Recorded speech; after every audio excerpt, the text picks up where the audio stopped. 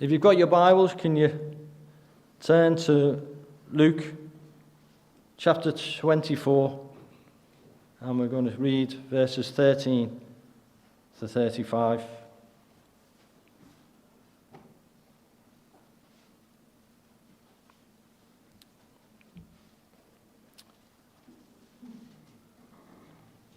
That very day, two of them were going to a village called Emmaus, about 7 miles from Jerusalem. And they were talking with each other about all these things that had happened.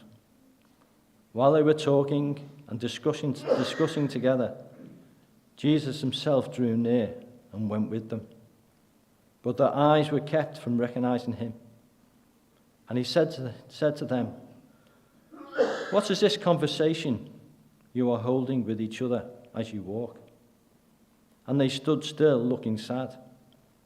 Then one of them, named Cleopas, answered him, "Are you the only visitor to Jerusalem who does not know the things that has happened here in these days?" And he said to them, "What things?" And they said to him concerning Jesus of Nazareth, a man who was a prophet, mighty in deed and word before God and all the people, and how our chief priests and rulers delivered him up to be condemned to death and crucified him. But we had hoped that he was the one to redeem Israel. Yes, and besides all this, it is now the 3rd day since these things happened. Moreover, some women of our company amazed us.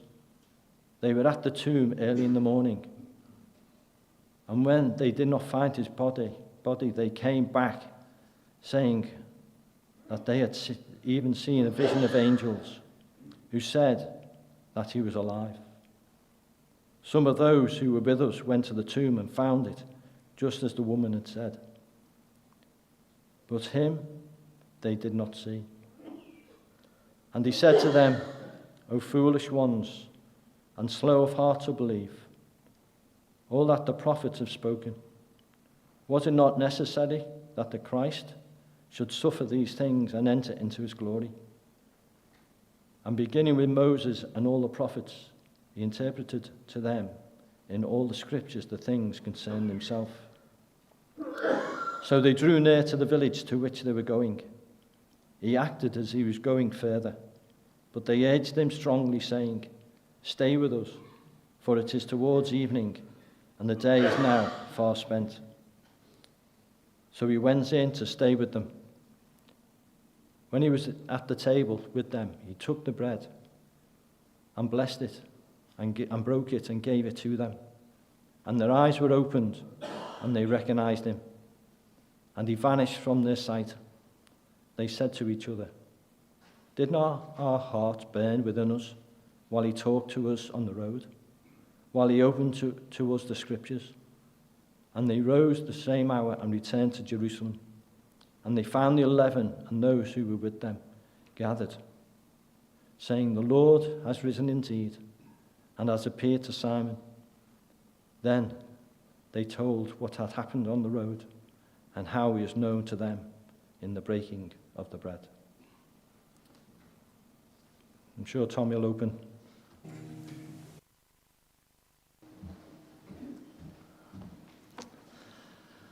Well, thank you very much. Good to be back again with you here this evening, and thank you for the opportunity both this morning and again this evening to be with you folk. And again, on behalf of Laverne and myself, we want to say thank you to the church here at Bethel for all your support to us in the work of World Gospel Mission. My wife and I, we've been in the work now 31 years, but we've been coming to Bethel for 15. And out of the 15, I think we've been here 13 because COVID done away with 2 years somewhere in our lives. And we sort of forget about those at times. But it's been lovely to have come, and we've had two teams from this church with us in Kenya. And we hope it's not the last. We hope there are going to be more with us. Maybe next year we'll try and round you up. But thank you for your prayerful support and for your financial support. And as I said this morning, if you weren't here, the folk at the Baby Centre and a special needs centre that we're now in the process of building, you folk have been a tremendous blessing financially to that particular work. And it has been a tremendous amount of money come out of this building from you folk for that particular work. And we give you thanks on behalf of the Baby Centre for that as well. Now, when you're leaving tonight, on the right, going out tonight, there are some leaflets, one on the Baby Centre, like this, a little pamphlet, but a more in-depth write-up is a little few sheets stapled together of the Baby Centre itself and the work of it. We shared it this morning with the PowerPoint, so we're not going to do that again this evening, but you can go on. If you want to contact us about anything, or about the work, or about coming on Teams, we have a little sticker on the top of the letter just saying, contact us, or contact somebody here in the church, one of the deacons, and they'll get in contact with us, I'm sure. But thank you so much for your support for us personally, and for the mission as well. And some of you have continually do that for us and send gifts in for the Baby Centre and for the ministry. And we just thank God for that. Thank you for reading the scriptures tonight there for me. And I thought, normally I share in the morning, and again I share in the evening of the Baby Centre work. But tonight, we did that all this morning. So tonight, John has said to just bring a word.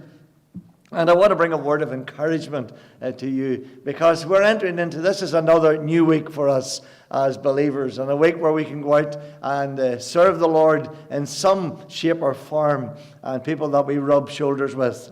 But as Christians, we're not immune to troubles. And there are things that come our way that if we had a choice, we would say, Lord, don't bring them. And sometimes it's good not to know what's coming our way, because if we did, we probably wouldn't know how to face it. But when it comes unexpectedly, it's amazing how we get the grace and the strength to cope with the situation that we find ourselves sometimes plunged into. And sometimes it's a very difficult and sad situation that folk find themselves plunged into.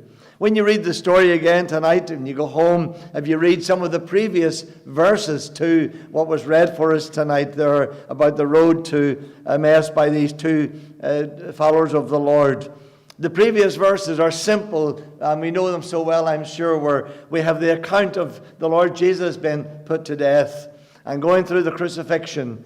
And the disciples are at their wits' end because they weren't expecting this. This was something that they're not prepared for, even though the Lord has prepared them by saying to them, let not your hearts be troubled. Believe in God and believe in me. And even though we come, the Lord, can you imagine if the Lord came to you personally tonight and audibly said to you tonight, now don't let your heart be troubled. Believe in me. It's going to be okay. Wouldn't you be thrilled? That would be okay until something happens tomorrow, and it was what you were expecting. And you think, Lord, that's not what I was expecting. When you said, don't let my heart be troubled, I wasn't expecting trouble to come. And it's as if this is what the disciples are now plunged into. They have seen miracle after miracle after miracle. They have walked with the greatest Bible teacher and preacher and miracle worker. They have seen Lazarus come out of the grave. They have seen the dead raised. The little girl, Jairus' daughter, the blind have received their sight. They have seen lame people walk, as we know there in the early chapters of Mark, about the man, the paralyzed man, whom they put down through the roof. And the disciples have watched and have listened to what Jesus has been doing. And they're in awe. What a Savior. What a King. What a person. There's nobody like this. And they have watched it and listened. And they are just thrilled. And so would we be. But Jesus has come for a purpose. And that purpose is to die. He was born to die. And the reason we know is he was born to die that we might be forgiven.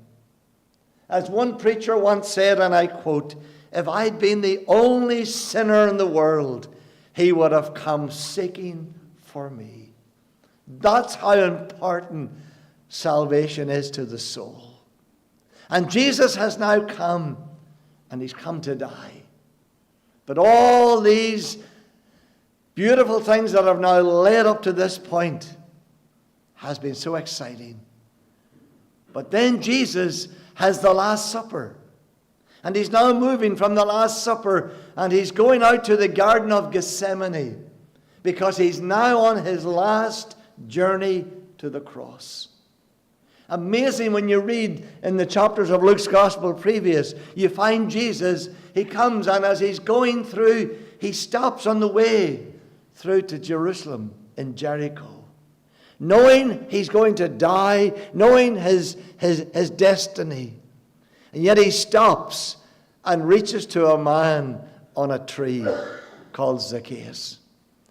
Someone who was so hated by people because of the way he lived and treated them. Yet Jesus stopped and called Zacchaeus out of a tree and gloriously saved him on the journey to the cross, knowing he was going to die, knowing the agony and pain he was going to go through. And the disciples watched. Then Jesus goes into Gethsemane, and he takes 3 of his disciples. And those 3 disciples go in. Peter, James, and John. They've already been on the mountain of transfiguration. They've already had a glimpse of glory. In fact, in Matthew 17, they want to stay up there because they said, Lord, it's good to be here. That's what it is, and I've often said to people who've lost a loved one, your loved one doesn't want to come back. And the reason I say that is, whenever Peter saw what it was like on the mountaintop experience, it was so heavenly, and yet it wasn't heaven. He said, Lord, it would be good to stay here. Could we not just stay here? And so I often think those who have gone on before are in a wonderful place, a place of glory and bliss and painless life. Beautiful. But Jesus had come to die. And he takes those 3 disciples, and suddenly everything begins to change. And for them, it's not for the good. It's for the worse. Because they're not expecting this man, Jesus, to die. Even though he has told them, they're not expecting it. And so they're watching. This week has been a horrible week for them. They've watched him being taken from Gethsemane. They've seen his sweat, as it were, of blood. They've seen the arrest, and they've seen Judas kiss him with a betrayal kiss. They've seen Jesus arrested.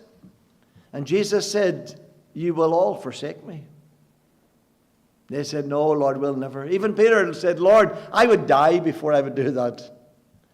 But now the moment has come. And Jesus is arrested, and he's taken to the high priest's house. He's taken to Pilate. And Peter's following afar off. And suddenly these men who have seen tremendous miracles and know what Jesus is capable of, suddenly these men are all now following at a distance because they're afraid of the authorities. They're afraid of what Roman government and Roman soldiers can do to them, because they know that these are cruel men. And this is a cruel government that is now in position and power when Jesus is now on the scene of time. And suddenly, it is as if the flesh kicks in and says, I don't like what I see, and I'm stepping back to observe. Jesus is taken, and Jesus is put through a mock trial. And he's brought out on that, as we talk about Good Friday.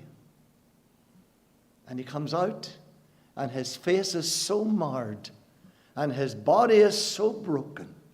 As we remembered this morning at communion, he was beyond recognition.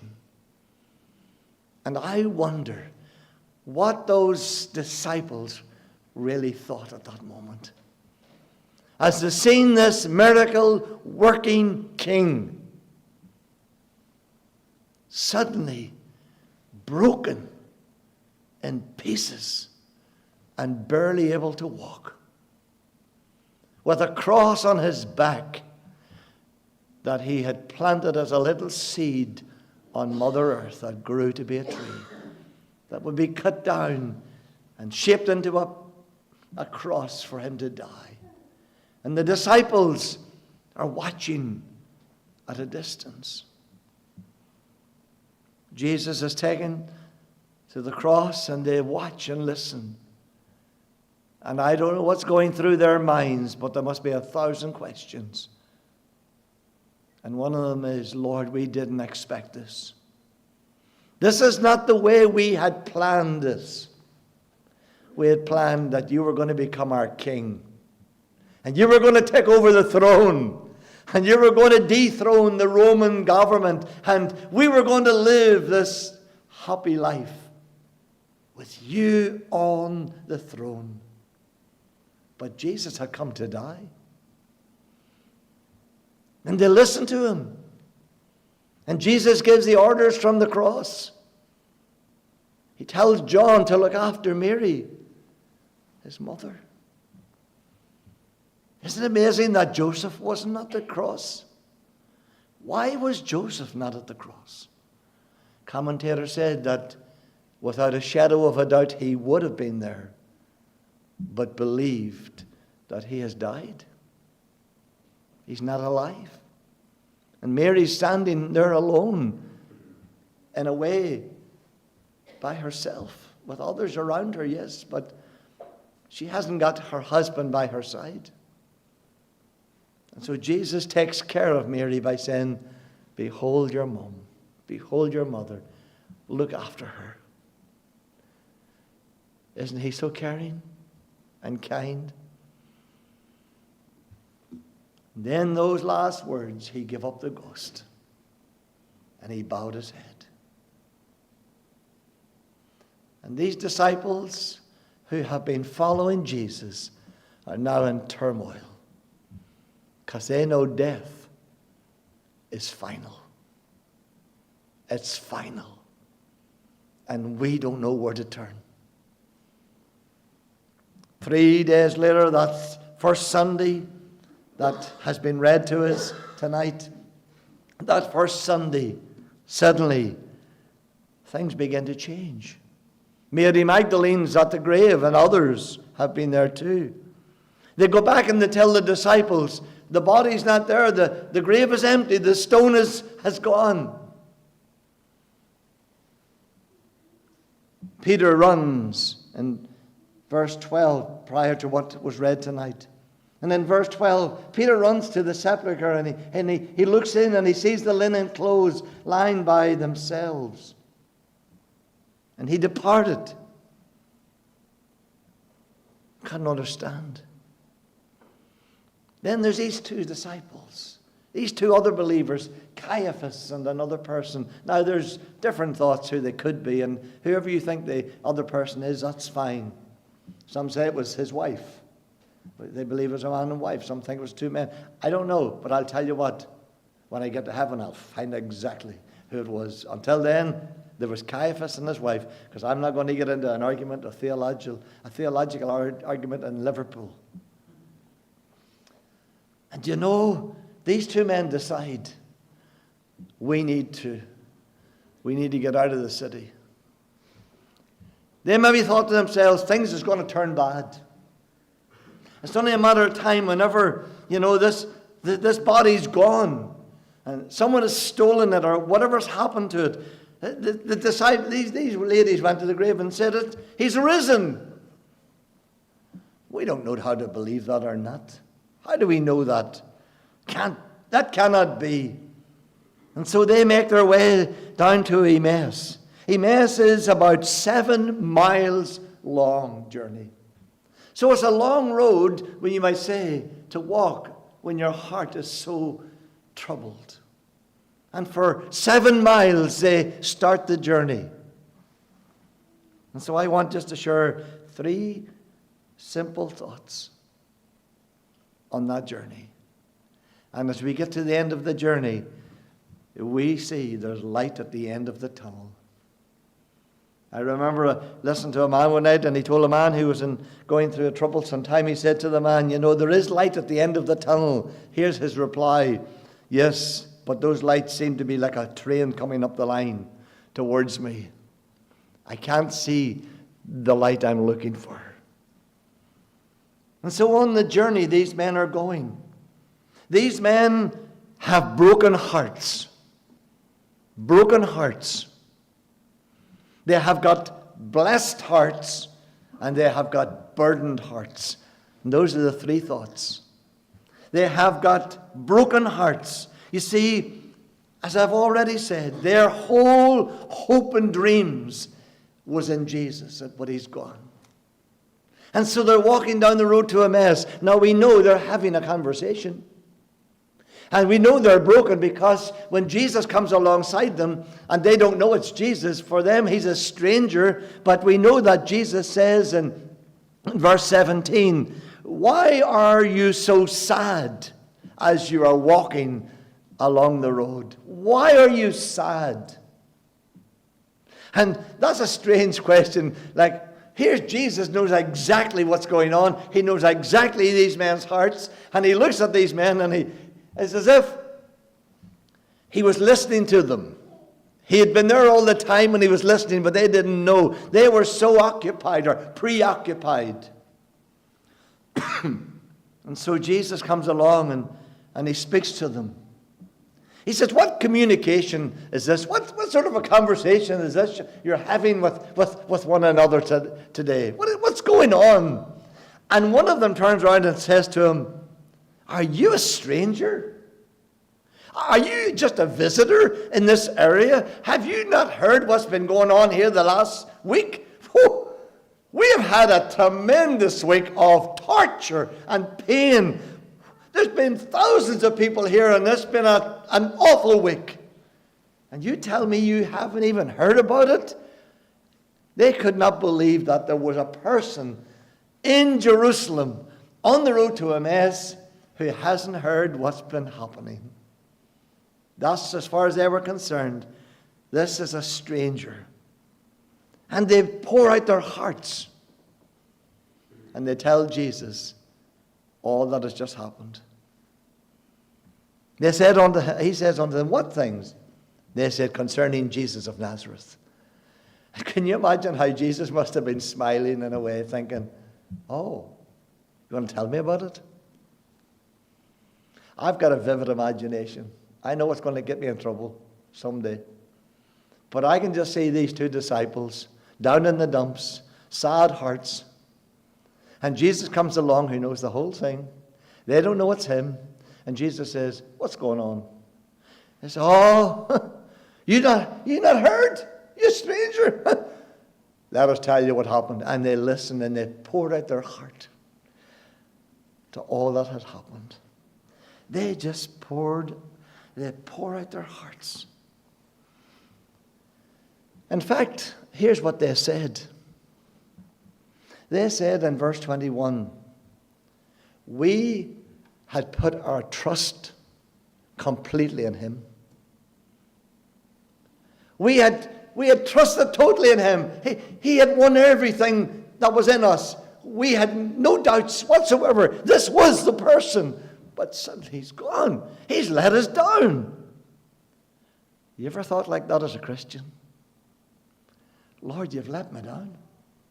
Lord, this is not the way I expected it. Lord, this is not the way it was meant to be. Lord, we were to live happy ever after. Sometimes whenever you get married, it's as if, when we got married, it was as if, it was like a fairy tale.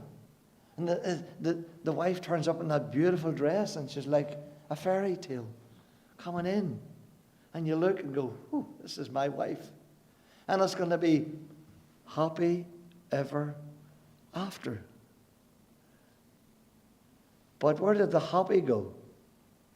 Because it's only a matter of time until you realize that you've lived a life of your own and she has lived a life of her own, and suddenly you come together and suddenly you didn't know that she didn't put the toothpaste with the top back on it like you do every time.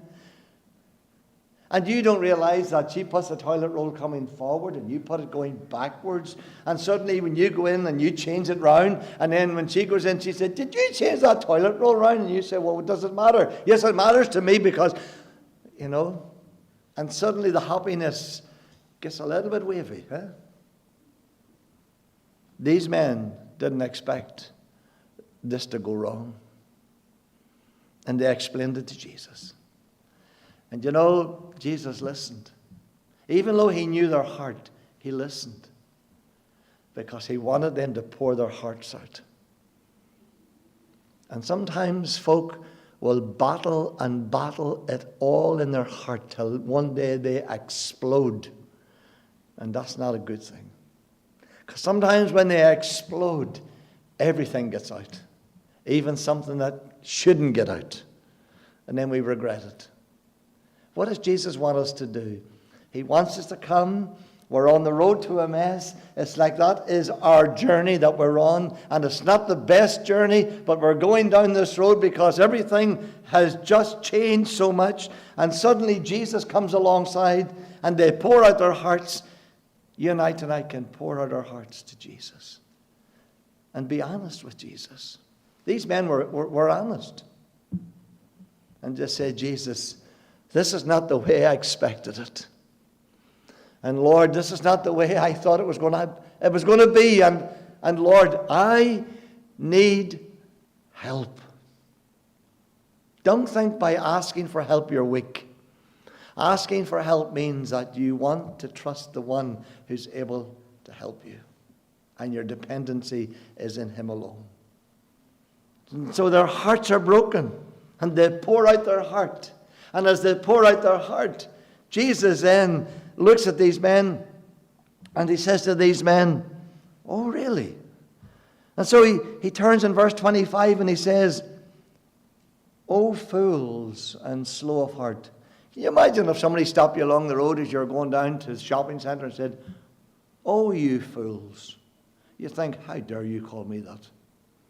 But Jesus says, oh, fools and slow of heart to believe what all the prophets had said. Listen, you know the Old Testament. You know all about the prophets. You knew what was going to come. You know about Isaiah. You know that the Son of Man was going to come and be beaten and put on a cross and die and would be slain for the world. And he was the lamb going to the slaughter. You know all this. But yet you're slow of heart. And then suddenly, these men find themselves in one of the greatest Bible teaching moments of life. Jesus teaches them. Beginning from Moses right through to the prophets. He teaches them everything. What a journey. Now you theologians down there can help me. At what point did Jesus join these two men? If it's 7 miles, was it the first mile, the last mile? I don't know, but I'll tell you one thing. These men, if he joined on the first mile, they got 7 miles of tremendous teaching. If it was the last mile, he packed in a lot of teaching in that last mile. But one thing I do know is, this was the best Bible teaching they've ever had. How do I know that? Well, here's what they said. Did not our hearts burn? Huh? When Jesus begins to teach the Bible to them, their hearts suddenly that appeared to go out, as if they'd lost a fire. Suddenly it changes. And suddenly their hearts are now aglow. Have you ever had a situation where you're so happy you feel you're going to burst? And I have seen people so happy they cry. You ever seen that? I imagine tears of happiness. And I've seen that, tears of happiness when people get something, when some of our children maybe got something for Christmas that they weren't expecting. Our son was only a boy about 8 or 9 years of age. And I told you this morning, I love anything with an engine. I sort of thought he needs to learn about this as well. And so at 8, I think it was about 8 years of age, I got him a go-kart. Well, I got 2 go-karts. I got him one, I got me one as well, by the way. And we used to race each other. He always won, and the reason he won was he was half the weight as me, and I had the same size of an engine, so he was able to go past, and he used to go past, "Hi, Dad," and fly on. And you know what? We have a video clip when he got his go-kart on Christmas morning. Now, I'm trying to work with ages here. Okay, Santa Claus couldn't bring the go-kart, right? So Mommy and Daddy got the go-kart, and he got out, and my wife was already, or was I in? I can't remember. Somebody was coming with a video camera. Remember those video cameras? Everything was videoed. And when we opened the garage door and we lifted back the big sheet, he just looked and he goes, "Wow, I'm dreaming." And then I pulled the engine in the stern. He says, "I'm really dreaming," he says. And he got into that go-kart and he was just bursting with excitement. That's maybe not a great illustration, but I'll tell you, I knew what it felt like when I saw him. I remember when I got my first pony, horse, by the way, 16.2, horse. I used to show jump. I was used to the weight of my son. And when I used to show jump, you see, on Christmas Day, this 16.2 chestnut pony arrived. Well, I'm going to say a pony, it's a horse. I think over 6'14", 2 hands is a horse. You already know that. And I looked at it. And I remember my dad and my brother who'd got this horse. And I remember looking, and one of them said, "What do you think?" And I'm going, "Wow. Wow." And I just wanted to get on. And when I got on, I thought it was John Wayne. I was bursting with excitement. I wouldn't come in. I didn't want Christmas dinner. See, when it rained, I thought it was sunshine. Didn't matter. I just wanted to be on that horse. Excitement. What was the excitement for these men? They'd lost everything. A few days earlier, they'd lost everything. The cross had finished everything. And suddenly they're now with the greatest Bible teacher, and their hearts are blessed beyond imagination. Can I ask you tonight, is your heart blessed? Is your heart blessed? You've got problems, illnesses. I'm beginning to learn as you get older, there's things in life come along with old age. One is tablets that you didn't expect to have. I got some tablets because my doctor says I have a slight heart issue. I went back to him about 3 months later for a checkup, and he says, "How's it going?" I said, "It's going good, Doc." I says, "How long do I need to take these?" Do you know this is what he said? It's on recording, you can hear it. He says, "Tommy, how long would you like to live?" So I knew the tablets were for life, okay? And every time you go over to visit him, it's as if he's doing an MOT on you. And it's as if there's no spare parts left, so he gives you an extra tablet and part of your, for your whatever. And I'm beginning to think, are we going to be so blessed when we get to heaven? Ain't no going to more tablets to take. My wife says if she dies before me, I'll be right behind her. Do you know why? Because I keep forgetting to take the tablets. I says, true. If she'd come up here, she could testify to this. I went to bed one night, was almost ready to sleep, and Lucy said to me, "Did you take your tablets?" I goes, "Oh, did you take your tablets?" "I'll take them in the morning." She says, "You're supposed to take them most morning and night." I had to wake up and go down and take the tablets. Because she thought if I didn't take that, I might never waken up. I says, "It's okay. If I don't waken up, I will waken up in heaven. It's okay." But isn't heaven going to be great? We're going to get rid of all our limitations. All those things that are holding us back are gone. Gone. We have a young man comes to our church in a wheelchair. Talking to someone there about 2 weeks ago who was talking to his dad.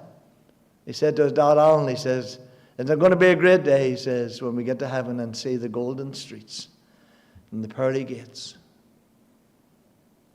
And Alan turned around and he says, "It's going to be a great day when I see my son walk." Just to see him walk for the first time. It's going to be a great day. We're going to be so blessed.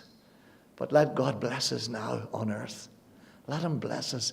And the way to let him bless us is to let him come alongside us and walk with us. Quickly in closing, these men were not only broken, now they're blessed, and now they've got a burden. What's the burden?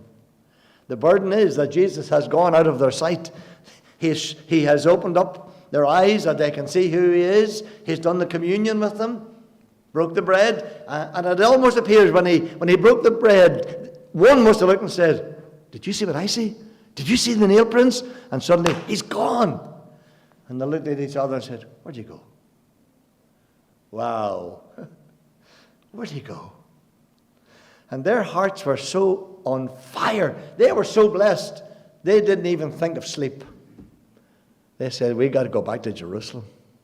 We got to go back and tell the others that Jesus is alive and that he has come to us and he has spoken to us."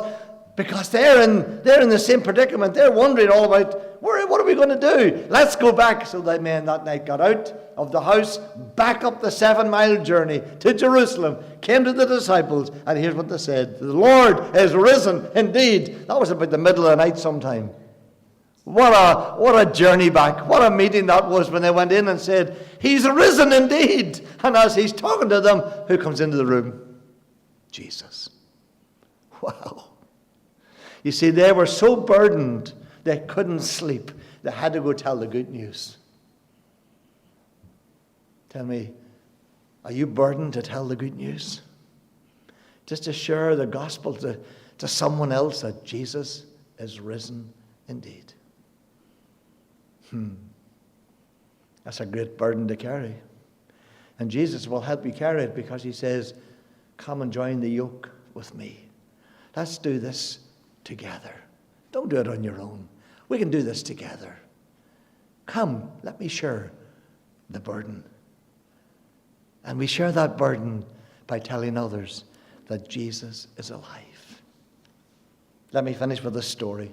I thought this was a lovely story, and it sort of illustrates what it is when we're going through something in life and we just don't know what road to turn. But here's what is said. A young girl came in from school one day, and her mum was at the kitchen doing some baking.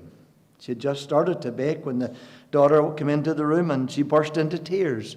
And the mum looked and said, "Sweetheart, what's wrong?" "Oh," said the daughter, "Don't talk, Mum. Don't talk. It's not fair." "What's not fair?" "My boyfriend says he doesn't want to go with me anymore." "Oh." "And Mum, it's worse." "What's worse?" "My best friend has just told me today she's moving to another country and I'm losing my best friend. Mum, my whole world's falling down round me." "Oh, sweetheart, it'll be okay." "No, Mum, I wanted to keep the worst till the last." "What is it?" "My exams. I failed 4. "Oh, sweetheart, it'll be okay." "Mum, you don't understand. I can't take it anymore. Why is this happening?" Her mum was baking a cake, kept on baking while she listened. "Oh," she said, "sweetheart, maybe I can help you. Here." And she took an egg and cracked it into a cup and says, "Here, put that egg into you." She looked at the egg and she says, "Mom, a raw egg? You want me to do a raw egg?" Mom, are you crazy? That is yuck." "Oh, sweetheart, I didn't realize that. Here's some salt. Put it here. Lick that off my hand. It'll help you." "Mom, I don't like salt." "Oh, sorry, love. Here, I've got some beautiful margarine." And lifted a big knife of it and said, "Here, try this." "Mom, I'm not taking the margarine. It all is yucky. Stop doing this to me." The mom turned round to the oven and opened the oven, and I thought she pulled out a cake. And she sat it down.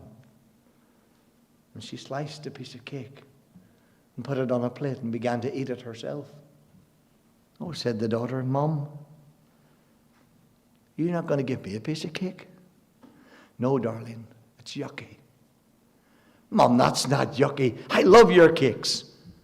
"Oh, do you? Well, do you realize how I made that cake? I made it with all the yucky stuff." And sometimes God sends yucky stuff, we think, because he's trying to make a better cake. He's trying to make you and me a better person. Let's pray.